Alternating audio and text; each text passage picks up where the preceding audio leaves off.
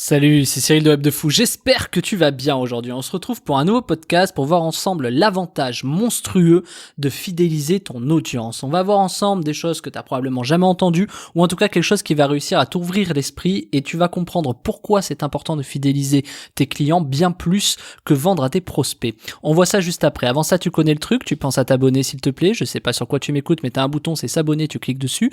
Tu vas dans la description, il y a un lien, ça s'appelle rejoindre mes contacts privés. Tu cliques dessus également. Tu t'abonnes, c'est-à-dire tu mets ton email et tous les matins tu reçois un podcast avec de la forte valeur ajoutée, des informations qui vont changer ta vie et ton business, crois-moi. Ok ? Allez, on y va. On te vend un truc dans le business, c'est qu'il faut savoir convertir, tu vois, sur ta page de vente. On t'explique par exemple que ce qui est important, c'est que tu aies le plus gros taux de vente sur ta page de vente, ça veut dire que tu as une bonne page de vente. Bon, ça c'est vrai, c'est une première chose. La problématique, c'est que ça sert à rien d'avoir une bonne page de vente si t'es pas capable de fidéliser derrière. Parce que tu vas mettre tout ton effort à essayer de vendre à des prospects plutôt que d'essayer de vendre à tes clients. Et tu vois, dit comme ça, tu te dis, je te pose la question, vaut-il mieux vendre à ses clients ou vaut-il mieux vendre à ses prospects ? Donc évidemment, il y a vraiment deux cas de figure. C'est-à-dire quand tu vends à des prospects, tu vends à des gens qui ne te connaissent pas, donc tu as plutôt une force de conviction, tu as plutôt un message qui permet de persuader. Alors que vendre à tes clients, quelque part, on va t'expliquer et je t'explique que c'est beaucoup plus facile puisque tu as déjà réussi à convaincre quelqu'un. Et la seule chose que tu as à faire, c'est de lui proposer quelque chose dont il a besoin. Donc en vérité, le fait de fidéliser te permet tout simplement de presque moins travailler puisque tu as déjà fait l'effort de persuasion. Donc en vérité, ce qu'il faut comprendre, c'est que si tu arrives à très bien fidéliser, et des grosses entreprises ont très bien compris, c'est le nerf de la guerre vraiment, quand tu fidélises, tu mets tout ton effort en fait à faire racheter des gens qui t'ont déjà fait confiance. Et donc vaut mieux mettre ton effort là où les gens t'ont fait confiance, plutôt que de mettre ton effort là où les gens ne te font pas confiance au départ. Ce qui, dit comme ça encore une fois, est évident. Donc l'avantage de ça, c'est que tu prends une grosse avance sur tes concurrents pour une raison simple. Si tu arrives à fidéliser tes clients, peu importe ce que tu fais, tu vas être capable de proposer des choses et donc de prendre l'argent à tes clients beaucoup plus en masse, beaucoup plus conséquente, on va dire, qu'ailleurs. Je vais te donner un exemple tout bête, c'est que si tu achètes par exemple un MacBook Pro ou un iMac ou ce que tu veux, tu vas avoir tendance à racheter un iMac parce que tu es déjà convaincu, tu as par exemple déjà la marque, tu la connais, tu as déjà fait confiance, etc. Alors que si je te dis qu'il y a une autre marque qui sort comme Packard Bell par exemple, là tu vas dire, oulala, non. Si en plus tu as réussi à avoir des mauvaises expériences avec d'autres concurrents de la marque que laquelle tu es satisfaite, eh ben forcément tu vas avoir tendance à racheter. Concrètement, ça donne quoi ? On peut parler de dropshipping, ou je vais te parler de formation en ligne. Si tu achètes des formations en ligne chez moi que tu es satisfait, tu vas continuer à être satisfait, forcément, donc tu vas racheter. Et imaginons que tu as été insatisfait d'un autre formateur, j'en citerai pas, donc du coup tu vas avoir tendance à te dire, est-ce que maintenant je vais prendre le risque d'aller voir un autre formateur, sachant que lui il me plaît et que les autres que j'ai essayés ne me conviennent pas ? Non, tu vois. Donc ce que tu vas faire, c'est que tu vas avoir tendance à racheter à la même personne, au même formateur, à partir du moment où tu as été satisfait. Et donc c'est pareil pour les marques, tu vois, ce que je te dis, c'est une évidence en fait. Et puis là où ça va devenir intéressant, c'est que du coup tu peux acheter plus cher. Moi je vais te donner un exemple. J'ai des clients, moi, qui m'achètent toutes les semaines des formations. Je sais très bien, pour ces clients-là, que si je mets le prix 2 fois plus cher, ils achèteront quand même. C'est-à-dire que pour eux, je sais que c'est même plus une question de prix, c'est une question d'addiction. C'est-à-dire, ils aiment ce que je fais, ils aiment apprendre, ils aiment la façon de penser, la façon pédagogique de mes formations, etc. Donc, ils rachèteront. Et que c'est plus une question de prix. Ça va être une question d'information, de confiance, de rassurer surtout. C'est-à-dire que le client est rassuré en se disant, voilà, moi, je sais que chez lui, même si la formation me convient peut-être pas parfaitement, je sais qu'en tout cas je vais apprendre des choses et que je vais être content. Et au pire, même si je me loupe, j'apprendrai quand même. Et c'est pas du tout la même réflexion quand t'as un client qui est en prospect, enfin un futur client. C'est-à-dire qu'un prospect, tu vas te dire ouais, peut-être est-ce que c'est pas une arnaque, est-ce que c'est pas machin, est-ce que c'est truc. Puis le pire, c'est quand t'as des gens insatisfaits qui te disent ouais mais bon, moi je rachèterai pas chez toi, c'est compliqué, etc. Donc tu vois, il faut soigner un peu ses clients, en tout cas sur certaines actions. Et donc les gens qui sont chez toi, les personnes, les clients que tu as, quand tu arrives à avoir quelque chose de fidèle, des gens fidèles, tu peux augmenter les prix sur des choses qui sont beaucoup plus pertinentes, c'est-à-dire du service par exemple, des accompagnements, des choses comme ça. Parce qu'une fois que les gens t'ont fait confiance, tu peux vraiment aller appuyer un peu plus. Donc ça c'est quelque chose qui marche fondamentalement. Et si par exemple t'as quelqu'un qui achète, imaginons moi des produits à 150 €, si t'achètes 10 fois 150 €, il a quand même dépensé 1500 € chez toi.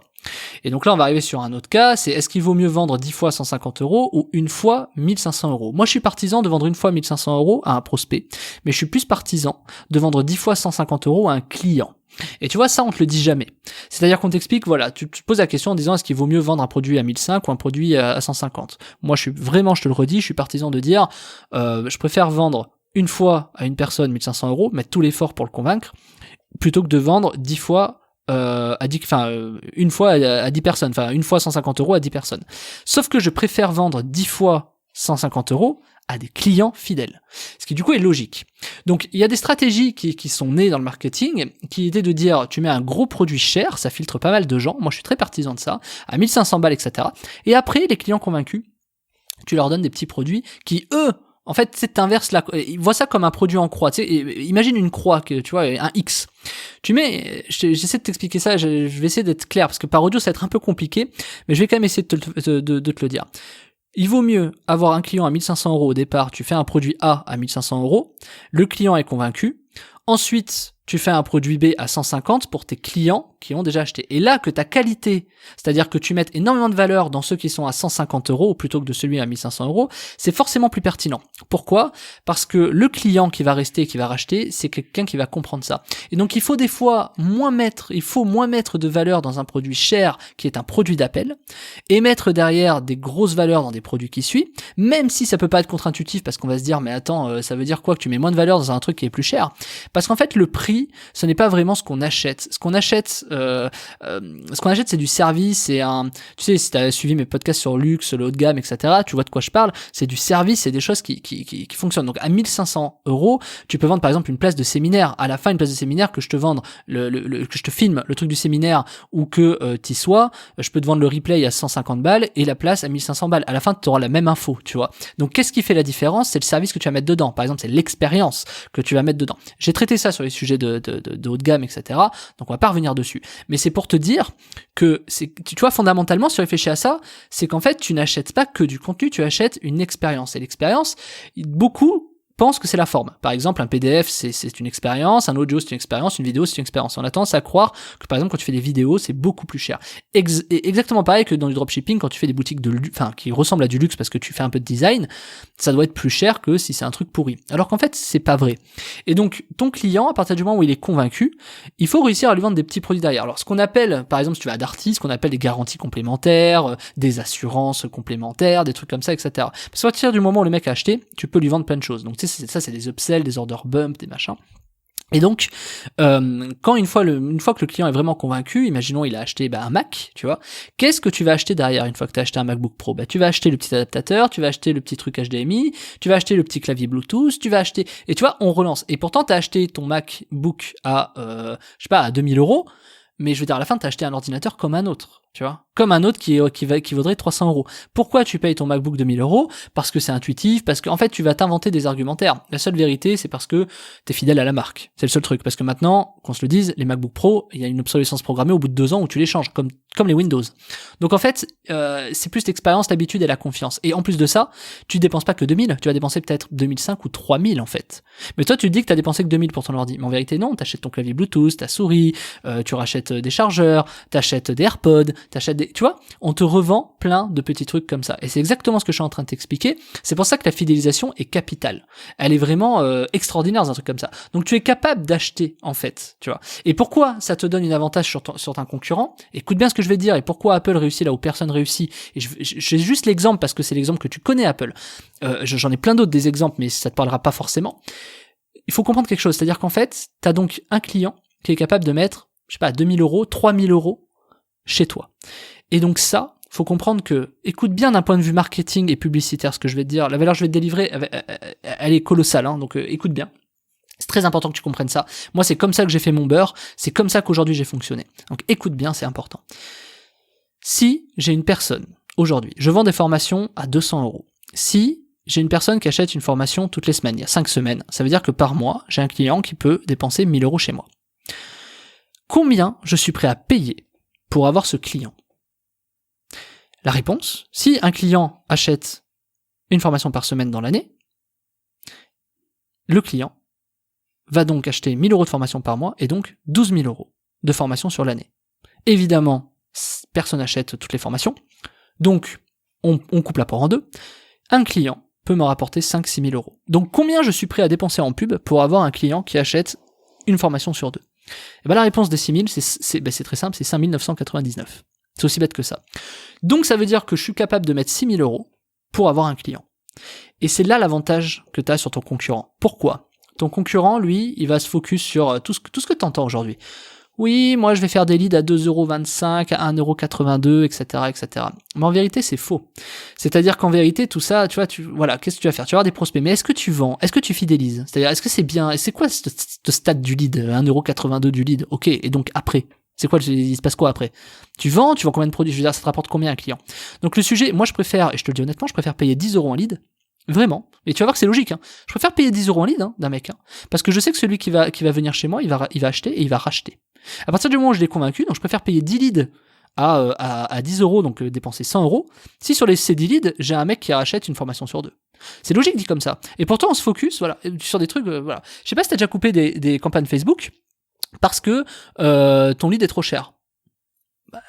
Franchement, je veux dire, moi, le prix du lead ne doit jamais exister quelque part. Ce qui doit exister, c'est en combien de temps t'as réussi à avoir combien de clients qui dépensent combien de chez toi.